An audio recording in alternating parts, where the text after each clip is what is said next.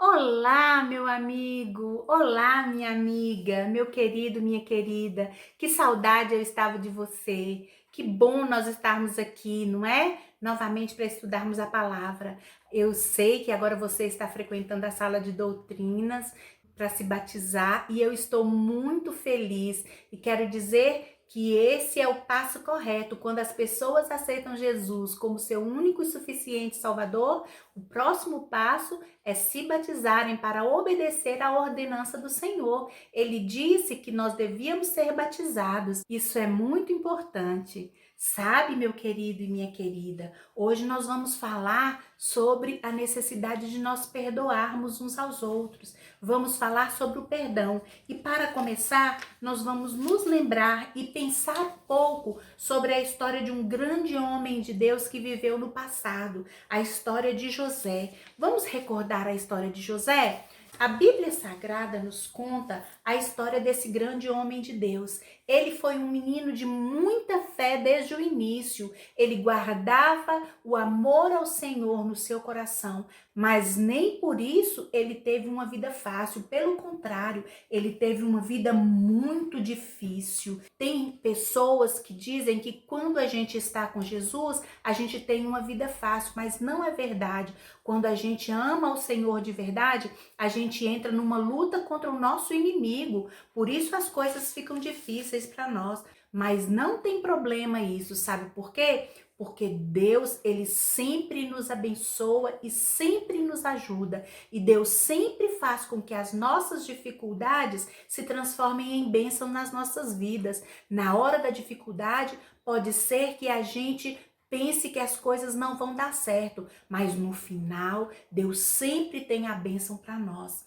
Isso aconteceu na vida desse servo de Deus chamado José. José era um menino muito amado pelo seu pai. Ele era um menino obediente, um menino muito temente a Deus, sabe? E o pai dele amava muito a José. O pai dele mandou fazer uma túnica nova, linda, toda colorida, para dar ao seu filho José. E isso levantou a inveja dos seus outros irmãos. José tinha muitos irmãos, tinha outros 10 irmãos. E os seus irmãos ficaram com muita inveja dele, mas tanta inveja que os irmãos de José fizeram um plano. Os irmãos de José tinham ido levar as ovelhinhas para o campo para achar pastagens, porque estava muito difícil achar pastagens ali naquele lugar.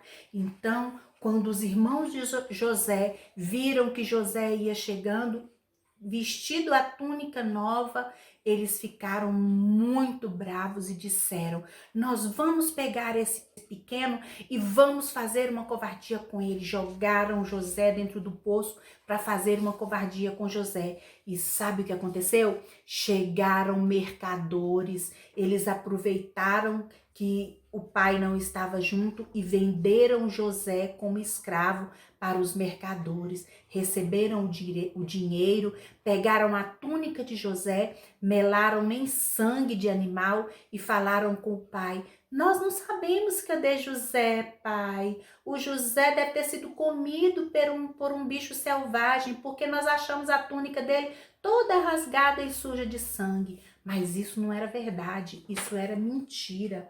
E José sofreu muito por onde ele passou. Ele foi para o Egito. Chegando lá no Egito, ele foi escravo, morou na casa de Potifar, sofreu muita afronta. Inventaram muitas mentiras sobre ele. Ele foi jogado na cadeia e depois, quando estava lá na cadeia, um dia, Deus deu a José a graça dele revelar qual era o significado dos sonhos do copeiro e do padeiro. E um foi morto e outro ficou vivo. Isso você já deve conhecer, essa história da Bíblia Sagrada. Então, continuando a lembrar da nossa história hoje, que vamos falar sobre José, o faraó teve um sonho muito estranho. Ele sonhou que na beira do rio Nilo estavam pastando 7 vacas gordas, muito bonitas, muito gordas, muito saudáveis. De repente, do meio do rio se levantaram 7 vacas magras, esqueléticas, todas horrorosas, e engoliram as vacas gordas. o faraó assustou-se e acordou do sonho. Depois tornou a dormir e quando sonhou de novo, ele sonhou que lá na beira do rio estavam nascendo 7 espigas maravilhosas, lindas, cheias de trigo, espigas gordas, bonitas. De repente, junto daquelas espigas, apareceram 7 espigas magras, sem trigo, horrorosas, e engoliram as espigas gordas. Ninguém conseguia desvendar qual era o segredo daquele sonho. Então o copeiro se lembrou daquele sonho que ele teve e que José tinha interpretado o sonho. Então ele procurou o faraó e falou: Faraó, eu conheço um rapaz que ele pode interpretar esse sonho, porque ele já interpretou o meu e tudo que ele disse aconteceu. Então, o senhor pode procurar esse jovem, que esse jovem vai interpretar o sonho. O faraó, então, mandou chamar José, o escravo que estava dentro da prisão. José se arrumou, se barbeou para ir na presença do rei. Quando chegou lá, o rei contou para José o sonho e Deus deu a José novamente a graça dele interpretar os sonhos do faraó.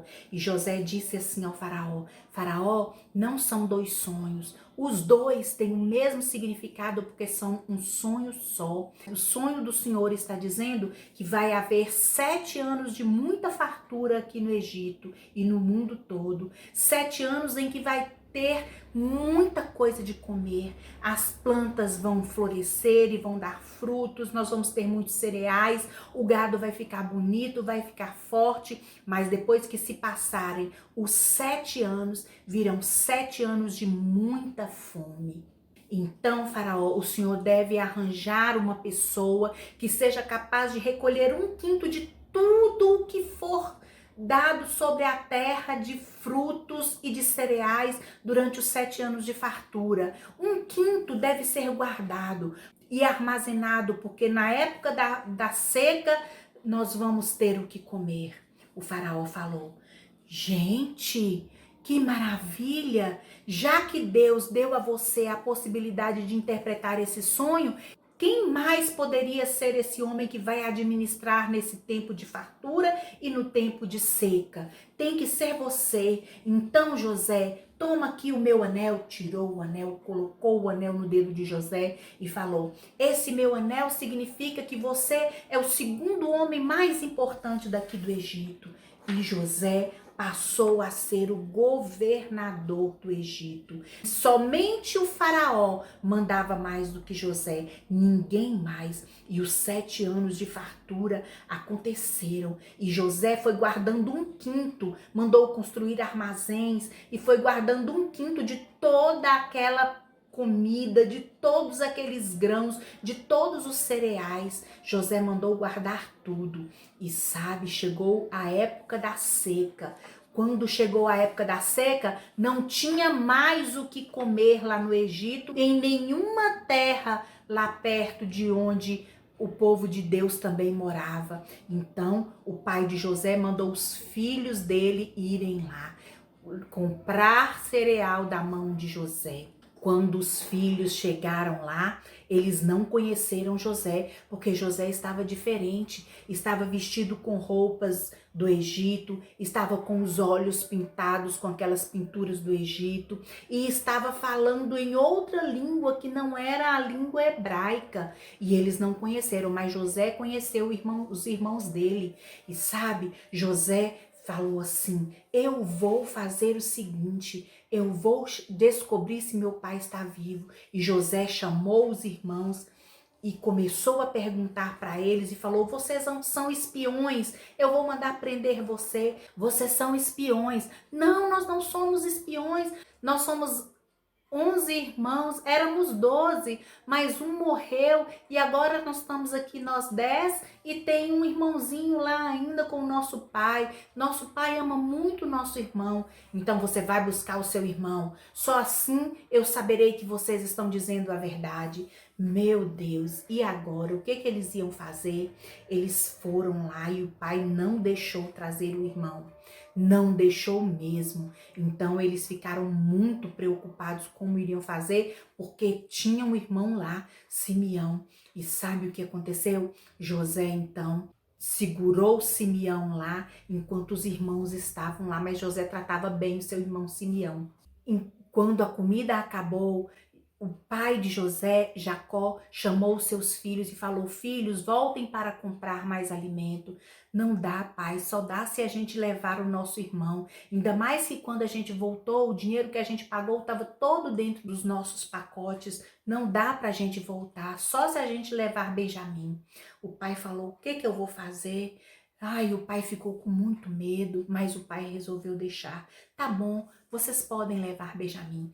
Quando chegaram lá na casa de José, José estava sentado com os irmãos, fez um jantar muito grande para os irmãos e colocou os irmãos todos por ordem de nascimento. Eles acharam estranho aquilo e ficaram muito assustados, com medo de José matá-los ali, né? E eles falaram assim: o que que aconteceu com você, irmão? Eu fui muito bem tratado aqui na terra do Egito. E eles perguntavam para os empregados: será que o governador vai mandar nos matar? E os empregados de José diziam: não, fiquem tranquilos. Ele disse que vocês vão almoçar com ele. Quando José escutou, os irmãos estavam conversando sobre aquilo que eles tinham feito com ele no passado.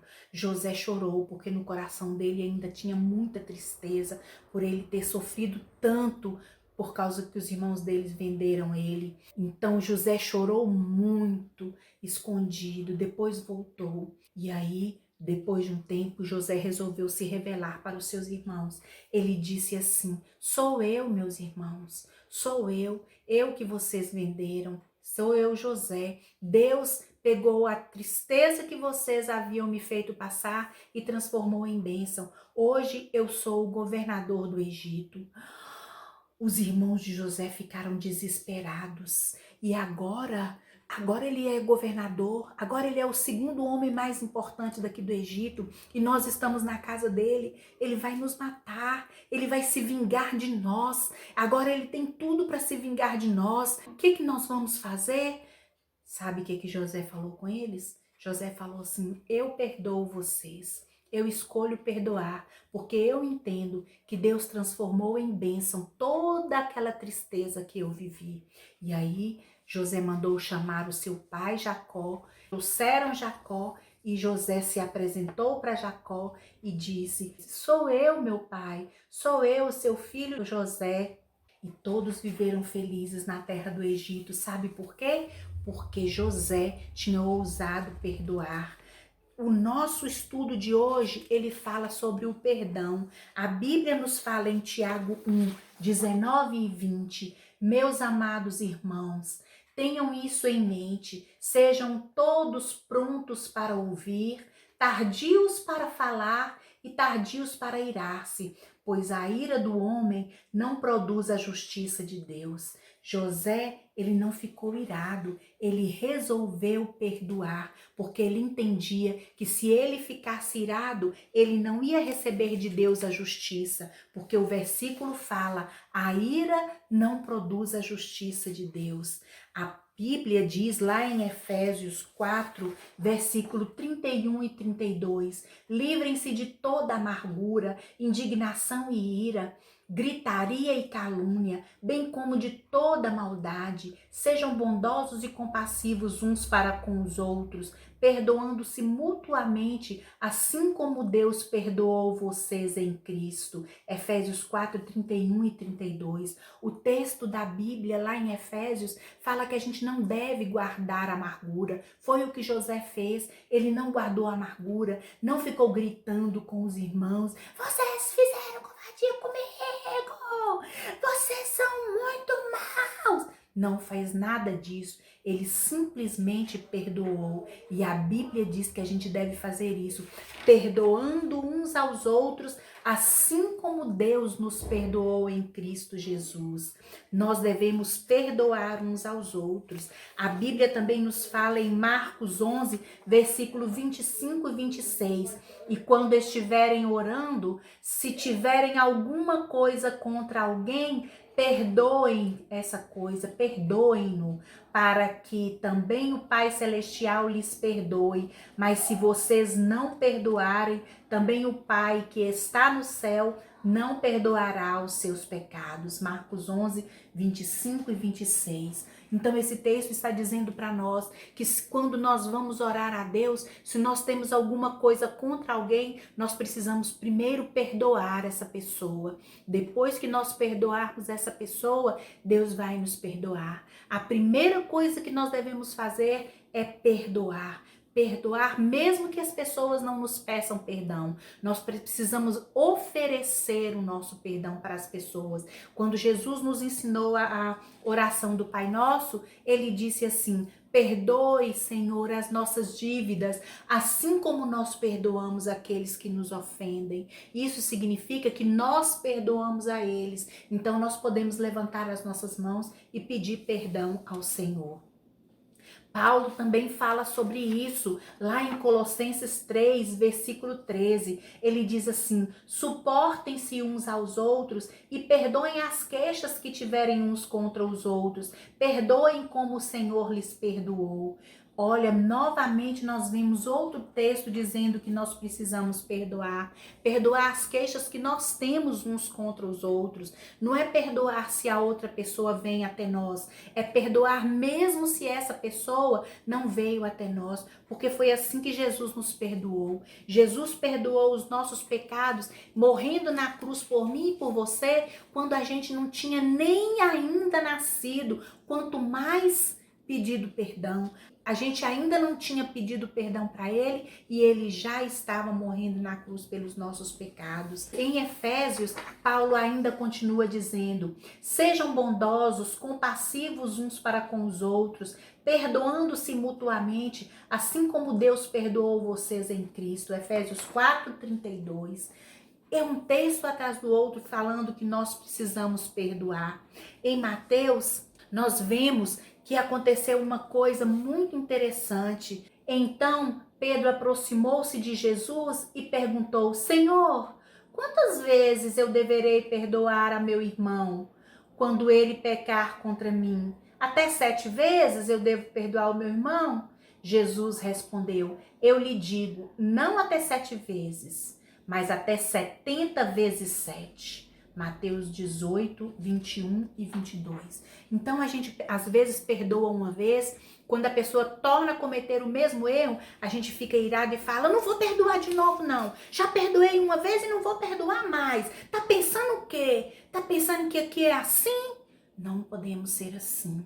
Quando as pessoas nos pedirem perdão, nós devemos perdoar prontamente. E nós precisamos oferecer o perdão, mesmo que elas não nos peçam perdão. Oferecer o perdão 70 vezes 7. Usando Paulo, o Senhor diz na Bíblia Sagrada, lá em Coríntios 2, versículos de 5 a 8. Se alguém tem causado tristeza, não o tem causado apenas a mim, mas também, em parte, para eu não ser demasiadamente severo, a todos vocês. A punição que lhe foi imposta pela maioria é suficiente. Agora, pelo contrário, vocês devem perdoar-lhe e consolá-lo, para que ele não seja dominado por excessiva tristeza. Portanto, eu lhes recomendo que reafirmem o amor que têm por ele.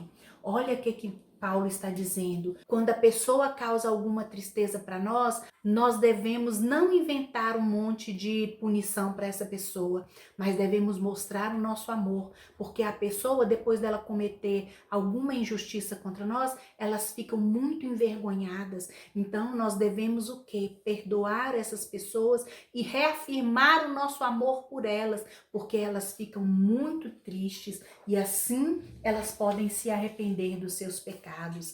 Lá em 1 João, João diz para nós assim, como é que Deus nos perdoa. Se nós confessarmos os nossos pecados, Ele é fiel e justo para perdoar os nossos pecados e nos purificar de toda injustiça. João 1:9. Assim como o Senhor nos perdoa, nós devemos perdoar também.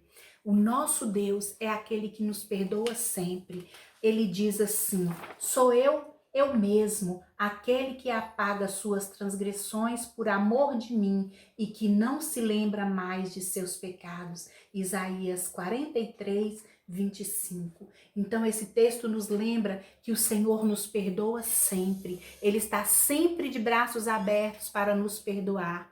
Ele nos ama de forma incondicional. O nosso Deus é o Deus Todo-Poderoso e mesmo assim, mesmo conhecendo o nosso coração, Ele nos perdoa. Então nós devemos perdoar aos outros, assim como o Senhor nos perdoa. O versículo que eu quero que vocês decorem é 1 João 1:9. É um versículo muito importante para nós, os cristãos. Ele diz assim: se confessarmos os nossos pecados, Ele é fiel e justo para nos perdoar os pecados e nos purificar de toda injustiça. 1 João 1:9. Eu quero que você decore esse versículo e que você seja um pré-adolescente e um adolescente que ama a Jesus. Quantos versículos você já sabe de cor? Me diz. Quantos versículos você já tem guardado no seu coração? A palavra de Deus nos diz: escondi a tua palavra no meu coração para eu não pecar contra ti. É a palavra do Senhor guardada no nosso coração que vai nos ajudar a não pecar contra o Senhor. Todos os dias, guarde um momento para você ler a sua Bíblia e fazer uma oração ao Senhor. Você vai ler, nem que seja um versículo da Bíblia. Deixe isso se transformar num costume. Olha, eu sei que não é fácil a gente fazer isso todo dia, porque às vezes a gente se esquece. E o nosso inimigo, o inimigo das nossas almas, ele trabalha fazendo com que nós nos esqueçamos, fazendo com que nós tenhamos preguiça, fazendo com que nós deixemos isso para lá. Mas eu quero te dizer uma coisa: não ceda ao inimigo de nossas almas, não ceda a Satanás. Todos os dias pegue a sua Bíblia e leia pelo menos um versículo, obedeça a Deus e não ao inimigo. E você vai crescer um adolescente forte e firmado na palavra, um cristão genuíno, um cristão verdadeiro que ama ao Senhor de verdade. Fique com o meu beijo, fique com o meu abraço apertado e se lembre, eu amo você. Tchau, até a próxima.